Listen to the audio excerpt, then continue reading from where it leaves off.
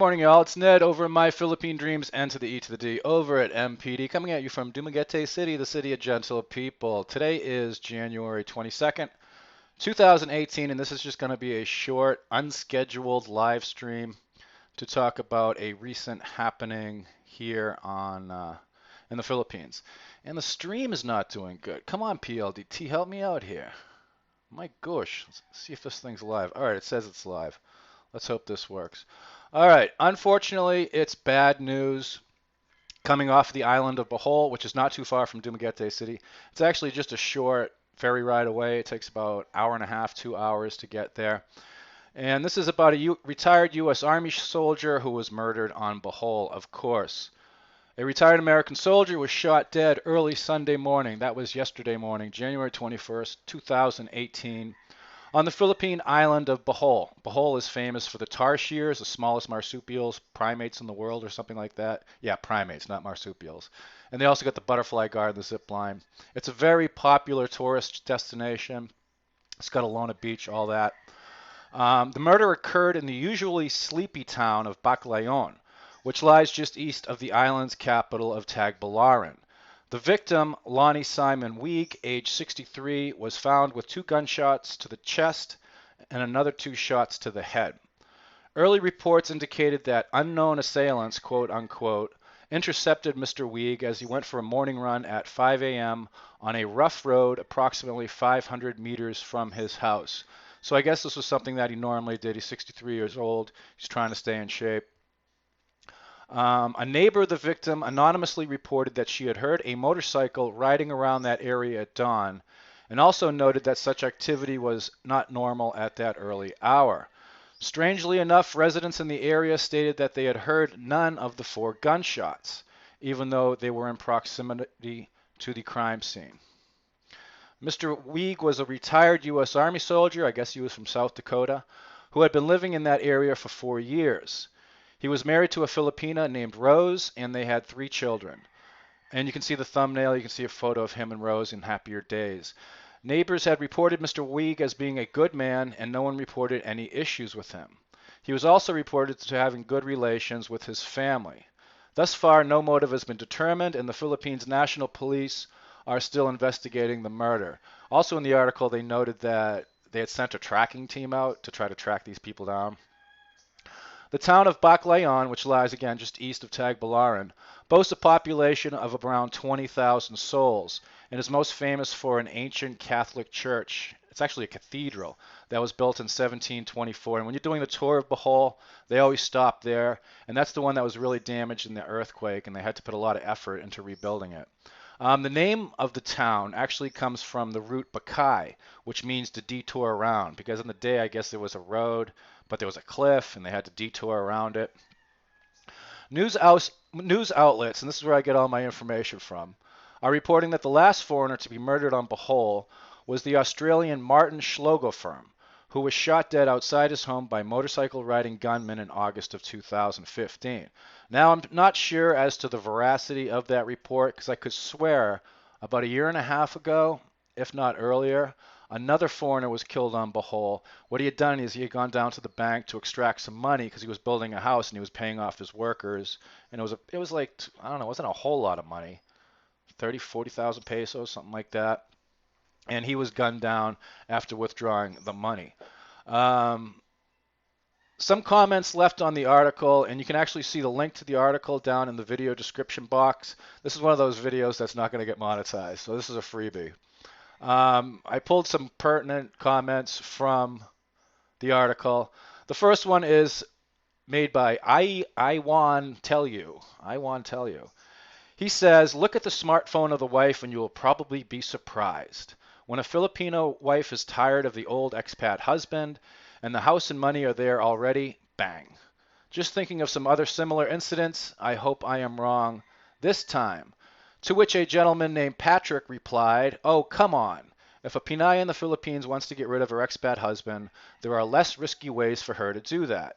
No need to risk murder charges to get someone deported or jailed, especially under President Duterte with his kangaroo courts. You feed the guy some weed, you report him, and he's out. So basically he's saying that all you got to do is plant some drugs on him and report him to the police. To which Mr. I Want Tell You replied, but that is assuming if you got hitched to a creative and intelligent Filipina. He actually didn't say Filipina, he said something else. But if you get a housemaid type who never went to school with a survivor mentality, she would be a walking time bomb for you. I hope this wasn't the case with the American GI. All right, so that's a common theme you'll see, especially on forums. Whenever a foreigner gets killed, everybody's like, it was the wife who did it, who set him up. And this is actually an interesting case. If you want to Google Harry Doyle, he was a gentleman, I believe he was Canadian, who was killed down in Mindanao, northeast Mindanao, I believe. And then his wife fled to Canada, and there's extradition charges going against her, and they got witnesses, and the guys that actually kill him. It's a big mess. So again, people are automatically assuming that it was something like that. This is a weird situation, though. And according to the PNP, they're still investigating it. Another commenter, Roy, said, with this killing of a U.S. retiree, how can we say that the Philippines is a good place for foreign retirees? Retirees spend their dollars here and contribute to our dollar reserve. This must be a Filipino. This is actually a dollar inflow that contributes to our economy. Cheaper foods or cheaper living in the Philippines cannot equate to their safety, which I thought was a very good point. As I said and many times before, life is cheap in the Philippines. And finally, Mr. Nice noted, somewhat tongue-in-cheek, see, I told you jogging was dangerous. To which Patrick replied, it is indeed, but apparently being a white guy here is even more dangerous. All right, and there's another thing that just recently happened. I believe he was an American. He was a filmmaker. He worked on documentaries. He did videos for all kinds of things. And he recently hung himself after being charged with human trafficking. And there's some stuff that's going on in the media right now between what's being talked about in the Philippines media and what's being talked about in the American media as to what really happened there. And again, a lot of stuff is up in the air with that. The bottom line is, again, life is sometimes very cheap in the Philippines. You get somebody angry, you piss off the wrong people, you don't provide right of way or get involved in land disputes, something crazy like that, and bad things can happen. Pete Chamberlain says, met him in Siargao. You must be talking, that's where that happened, yeah. Harry Doyle, I believe. Harry Doyle. And Mary Lou Jack says there are still a lot of good Filipino women. Abso-damn-lutely. And again, this is just somebody on the internet. This is some commenter saying, "Oh, check the wife's phone. I'm sure she did it because they're all murderers. They're all trying to set us up and kill us."